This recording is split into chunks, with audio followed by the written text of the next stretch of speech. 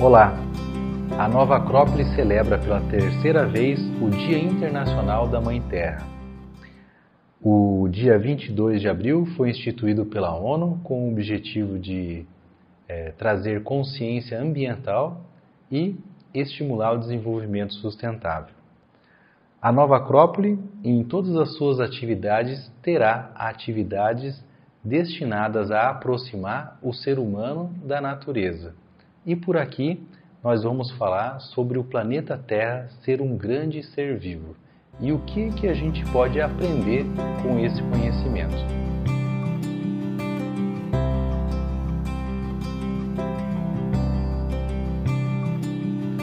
Bom, falar em ser vivo.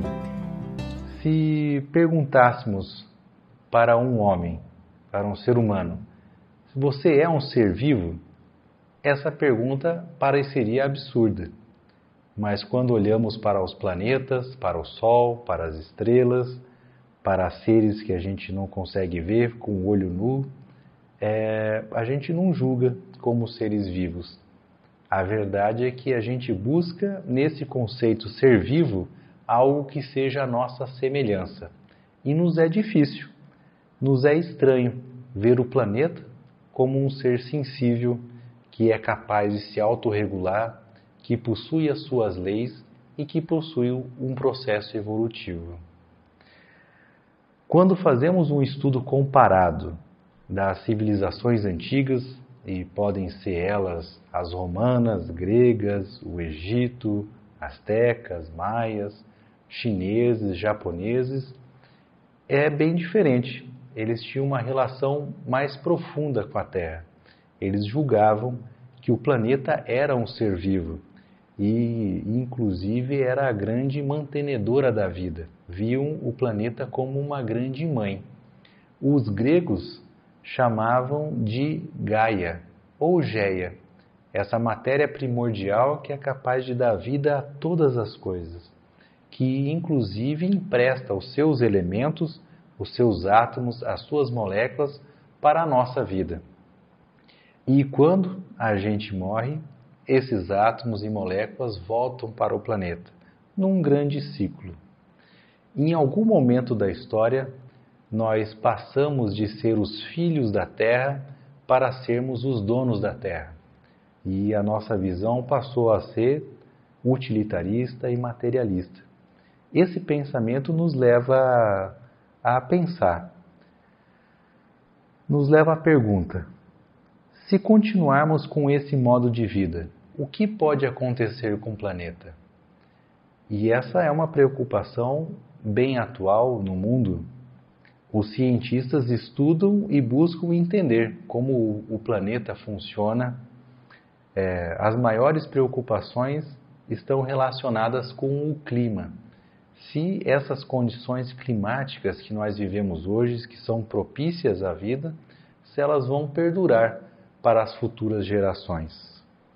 Desde a era industrial, os cientistas eles monitoram os efeitos das emissões de gases e dos poluentes no meio ambiente. E na época após a Guerra Mundial, começou inclusive as primeiras conferências mundiais sobre o clima, principalmente sobre o que chamamos de aquecimento global. Para explicar um pouco o que é aquecimento global, o aquecimento ele é um mecanismo natural do nosso planeta, que nós chamamos de efeito estufa. Existem alguns gases como o vapor de água, o dióxido de carbono, o metano e alguns outros gases que eles são capazes de reter o calor do Sol. Se não fosse esse mecanismo, a nossa temperatura média do planeta seria menos 18 graus, o que não seria tão propício para toda essa vida e esse esplendor que nós temos. Ocorre que após o período industrial, com a queima de combustíveis fósseis e também com o aumento da população, a mudança da vegetação nativa para o uso do solo, isso elevou os índices de dióxido de carbono, metano, que causam um efeito estufa, causando agora um aquecimento do planeta.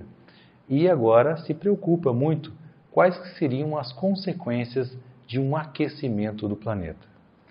As consequências, né, que a ciência nos traz, né, é que essa elevação da temperatura pode trazer o derretimento das calotas polares, tanto no Antártico como no Ártico, o que elevaria, né, a altura dos oceanos, o que pode comprometer a vida em várias cidades, né, devido às suas inundações. Podem alterar as correntes marítimas e, alterando as correntes marítimas, trazer extremos de temperaturas, de frio e de calor, alterar a precipitação das chuvas, os ciclos das chuvas e, consequentemente, altera-se também a produção de alimentos que são dependentes, né, dessa qualidade de água. Eventos climáticos extremos, como tempestade, furacão, e tudo isso ainda somado a uma população que hoje é de 8 bilhões de habitantes e que em 2030 deve ser de 10 bilhões. Então existe uma preocupação sobre a segurança alimentar dessa população. E é sabido também que se toda a população que hoje existe fosse viver com um padrão de vida americano ou um padrão de vida europeu, a gente teria que ter talvez 3 a 4 planetas para que a gente atendesse todo esse consumo. Então é bem relevante essa discussão.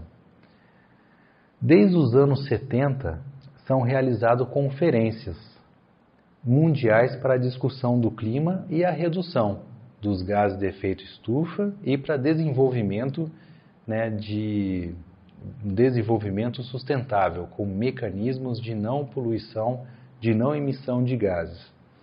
Exemplos de algumas conferências que já ocorreram: a primeira delas, a Conferência de Estocolmo em 72, tivemos a Rio 92, o Protocolo de Kyoto, que foi a primeira tentativa de um acordo mundial de redução de emissão de gases, a Rio+10, a Rio+20 e a COP 21 em Paris, onde se estabeleceu uma meta de não elevação da temperatura média em mais de 1,5 graus Celsius.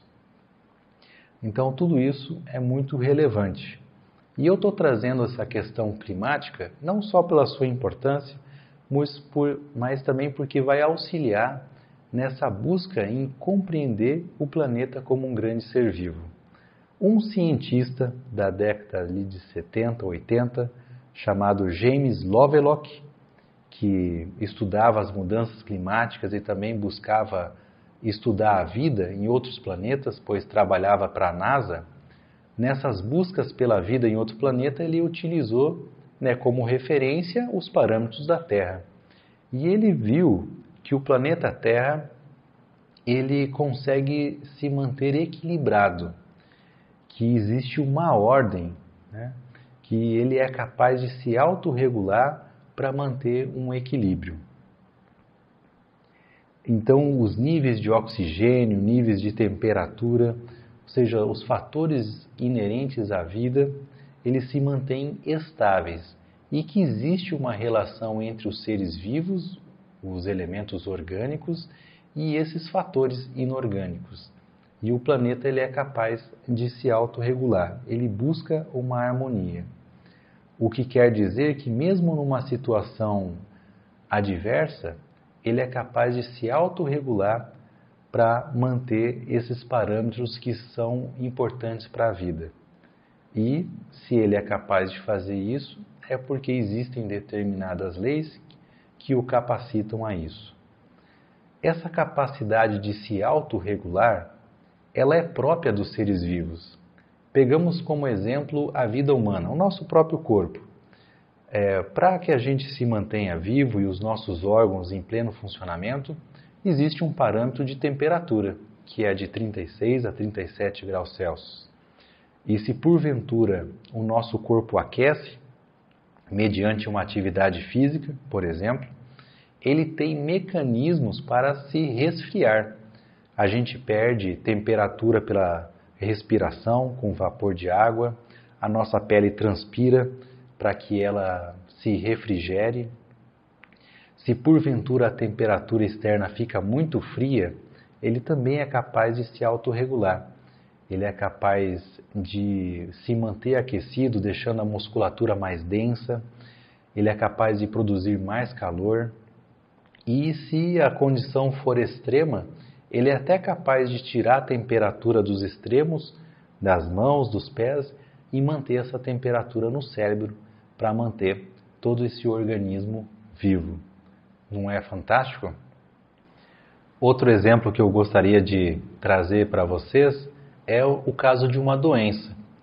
Quando a gente sofre uma doença, o nosso corpo ele é capaz de rapidamente aumentar as células de defesa, que são genericamente chamados de glóbulos brancos, né? E se porventura essa doença é grave, ele eleva a temperatura para eliminar essas células indesejadas, que nós chamamos de febre. Eu cito esses exemplos da vida humana, pois são mais conhecidos, né, por nós. Os filósofos gregos e também do Egito, eles falam que existe uma grande relação entre o macro e o micro. E nessa relação entre planeta e ser humano, o ser humano ele pode ser o que a gente chama de microcosmos, né? E essas leis que existem em nós, elas também existem no planeta, por mais que a gente ainda desconheça na sua totalidade. Nós, né, seres humanos, nos percebemos como uma unidade. A gente se vê como uma unidade. Mas se a gente se observar mais atentamente e com mais detalhe, nós vamos ver que nós somos compostos por milhões, bilhões, talvez até trilhões de células e outros micro-organismos, né?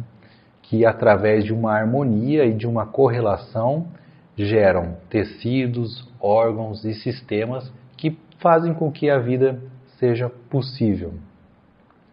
Talvez uma dessas células, como a gente falou, o glóbulo branco, ou uma bactéria que vive no nosso trato intestinal, ele não tenha consciência desse grande ser vivo chamado ser humano. Mas, se essa célula atua com um propósito, no caso o glóbulo branco, que atua na defesa do organismo, se ele tem uma inteligência, se ele tem uma ideia, um propósito e uma energia para executar aquilo que ele precisa, ele é um ser vivo. E ele faz parte desse grande ser vivo chamado ser humano. Nessa concepção, o planeta demonstra uma correspondência com a vida humana. As mesmas características. E deve ter uma série de mecanismos para se autorregular, que hoje desconhecemos na sua totalidade. E todos os seres participam da vida. Então, todos nós que estamos abrigados no planeta Terra, nós, de uma forma muito especial, participamos da vida do planeta Terra. Agora que desenvolvemos essa ideia do planeta ser um grande ser vivo, o que isso pode ajudar em a gente ter uma melhor relação com o planeta? Eu trouxe 5 pontos para que a gente possa refletir e extrair alguns ensinamentos dessa perspectiva do planeta ser um grande ser vivo. A primeira delas, e a que eu acho a mais bonita e que a humanidade pode aprender muito, é com essa ideia de unidade e harmonia que a gente consegue perceber quando a gente olha para a natureza. Aproveitando nesse conceito da natureza o conceito dos gregos, que natureza é tudo aquilo que está no nosso entorno. Mas para facilitar, né, o raciocínio, eu gostaria de criar uma imagem, imaginando um lago com um bosque, ou uma vegetação nativa com uma floresta. E a gente vai ver a riqueza que existe de seres nessa paisagem e como que todos esses seres estão interrelacionados, estão se apoiando uns aos outros. A gente percebe que existem árvores altas, árvores baixas, plantas rasteiras, insetos de todos os tipos, animais de todos os tipos, pássaros, e todos de uma forma muito especial estão apoiando uns aos outros. De forma muito simples, né? Eu vou exemplificar. Uma árvore alta, né, ela faz sombra para as demais e protege as demais. As aves dispersam as sementes. Os insetos e alguns animais atuam em adubar o solo e todos eles se autorregulam em sua população. E cada um faz parte desse quebra-cabeça que quando olhamos o todo falamos, que bonito. E se estamos falando que é bonito é porque nós estamos percebendo essa harmonia que existe entre tudo, né? Essa imagem de unidade. E é uma imagem muito bonita. A humanidade poderia aprender muito, né, com isso. Saber que cada um de nós temos algo a integrar. Temos algo a oferecer para a vida, algo para colaborar, né, com a vida. O resultado da harmonia nas relações humanas seria a ideia da fraternidade. Mas a unidade, ela não se faz apenas juntando coisas, né? Como nessa imagem da floresta, não é só juntar as coisas, mas a gente percebe que existe uma ideia por trás de tudo. E para que essa fraternidade exista entre os seres humanos, é necessário valores humanos, é necessário um ideal de humanidade. E esse ideal, a gente pode buscá-lo, a gente pode construí-lo com o apoio da filosofia.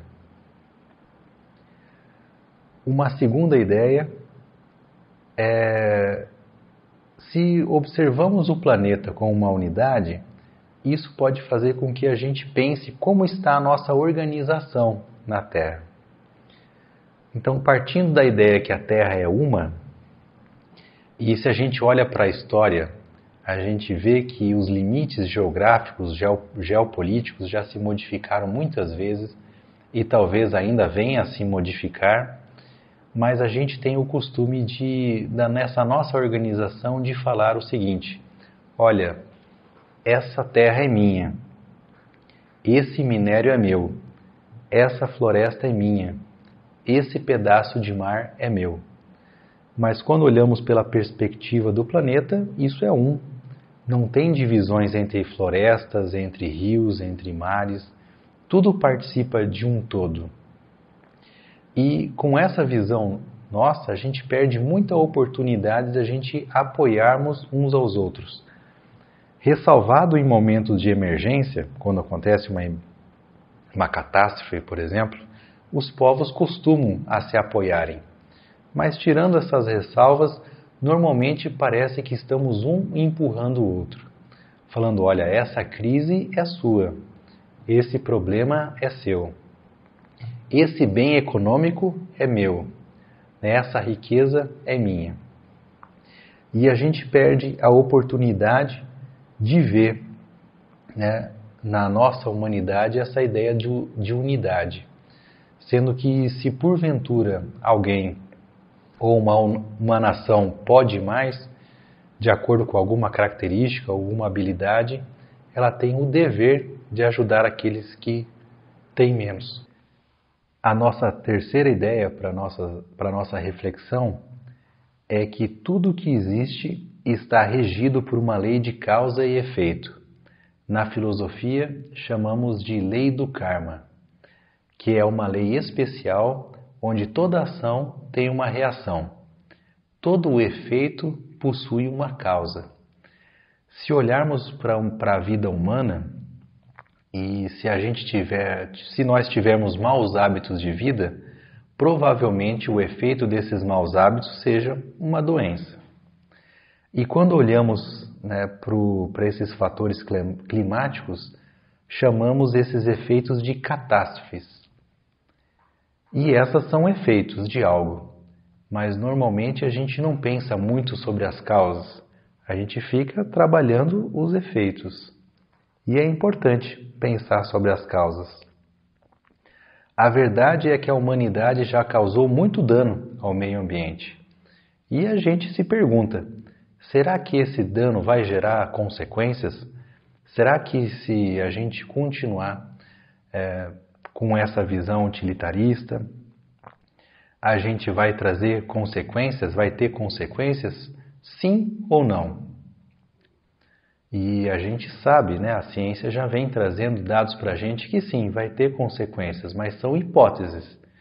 E por serem hipóteses, e por talvez existir a resposta não, não vai ter consciência, a gente vai deixando essa resposta para depois.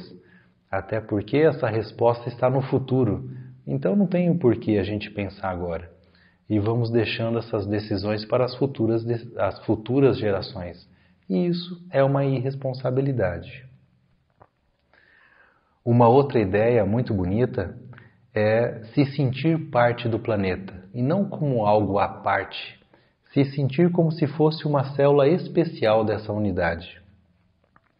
Se conseguimos ver, né, que o planeta é um grande ser vivo e que a nossa vida impacta diretamente, e sabendo, né, que o ser humano ele tem essa capacidade especial, além dos minerais, dos vegetais e dos animais, de poder compreender a si mesmo e compreender o entorno onde ele vive, então a gente pode fazer uso da nossa inteligência e do nosso discernimento para que a gente tenha bondade com o planeta e com todos os seres.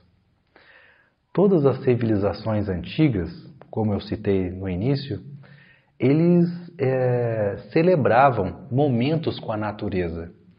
Então, existem os equinócios, né, que marcam a primavera e o outono, e eles celebravam esse momento de plantio, de semeadura, celebravam esse momento de colheita dos frutos, né, onde tudo fica maduro, onde eles colhem as melhores sementes.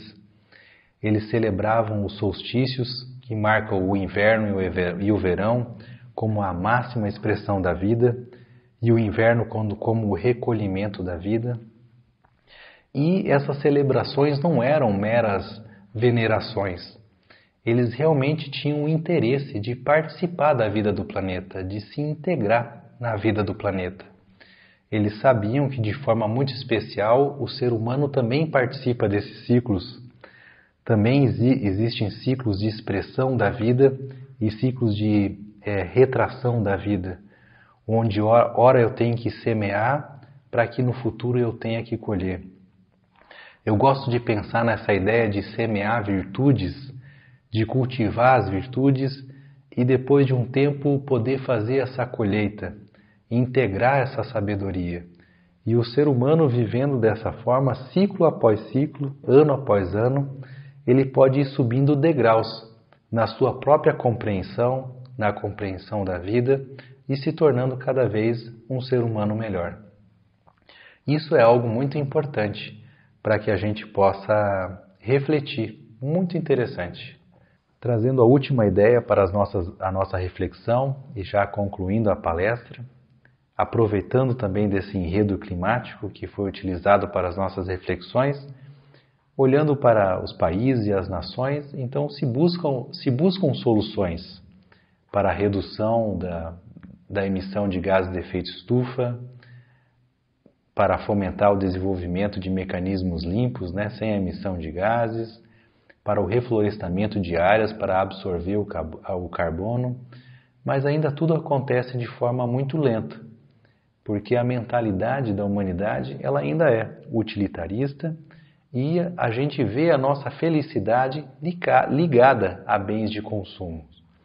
E como essas consequências climáticas elas estão no futuro, quem que quer abrir mão do seu desenvolvimento econômico, da sua economia? Então é importante que a gente não atue apenas nos efeitos, mas que a gente busque a causa. Então há necessidade de se trabalhar essa ecologia dentro do ser humano, para que o ser humano saiba o que ele tem que valorizar, o que realmente é importante para a sua vida. Então precisamos resgatar os valores humanos, precisamos de novos ideais, de novos modos de vida que tragam um pouco mais do que nós estudamos, que tragam mais harmonia, que busquem uma unidade, que busquem mais colaboração ao invés da competição e que integre, né, todas as nações. E com essas reflexões a gente finaliza a palestra. Espero que tenha sido útil para vocês. Até a próxima!